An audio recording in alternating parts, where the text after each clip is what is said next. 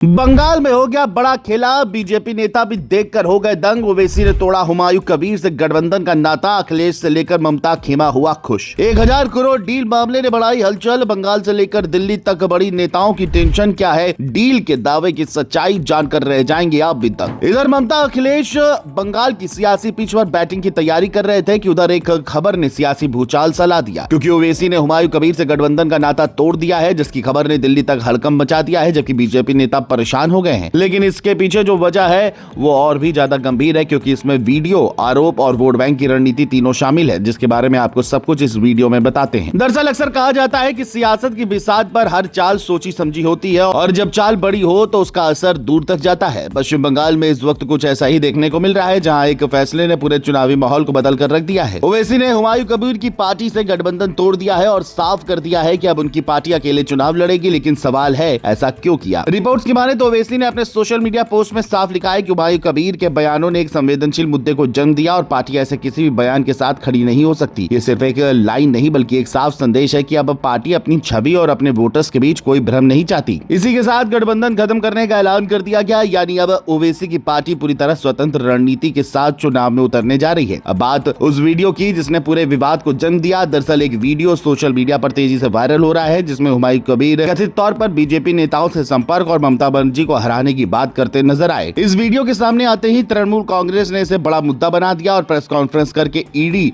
जांच की मांग कर दी। आरोप ये लगाए गए कि एक बड़ी रणनीति के तहत संपर्क बनाए गए थे और इसके पीछे भारी रकम का खेल भी हो सकता है। इसी दौरान कांग्रेस से जुड़े एक पोस्ट में 1000 करोड़ की डील का आरोप लगाया गया, जिससे ये मामला और ज्यादा गंभीर हो गया। अब ये सिर्फ बयान नहीं, बल्कि एक बड़े राजनीतिक विवाद में बदल चुका है। अब एक और जहां अलग अलग दल खुलकर आरोप लगा रहे हैं। आम आदमी पार्टी के नेता ने सीधे तौर पर कहा कि हुमायूं कबीर बीजेपी से जुड़े हुए हैं और लोगों को सतर्क रहना चाहिए। वहीं तृणमूल कांग्रेस के नेताओं ने आरोप लगाया कि ये पूरा खेल वोट बैंक को बांटने के लिए रचा गया है। अगर इन आरोपों में सच्चाई है तो ये सिर्फ राजनीति नहीं, बल्कि एक बड़ा राजनीतिक ऑपरेशन माना जाएगा। लेकिन अगर ये आरोप गलत है तो फिर सवाल उठता है कि इतने बड़े आरोपों पर अब तक कोई ठोस जांच क्यों नहीं हुई। हालांकि इसका असर समझना भी जरूरी है, क्योंकि ओवैसी के गठबंधन तोड़ने के बाद सबसे बड़ा सवाल यही है कि वोट बैंक किस दिशा में जाएगा। क्या मुस्लिम वोट बटेगा या एकजुट रहेगा? अगर वोट बढ़ता है तो उसका सीधा फायदा किसे मिलेगा, तृणमूल कांग्रेस को या बीजेपी को? यही वह सवाल है जो इस पूरे घटनाक्रम को अहम बना देता है। इसके साथ ही ये भी सवाल उठ रहा है कि क्या ईडी, सीबीआई या चुनाव आयोग इन आरोपों की जांच करेगा या नहीं, क्योंकि अगर 1000 करोड़ जैसे बड़े आरोप सामने आए हैं तो जांच भी उतनी ही गंभीर होनी चाहिए,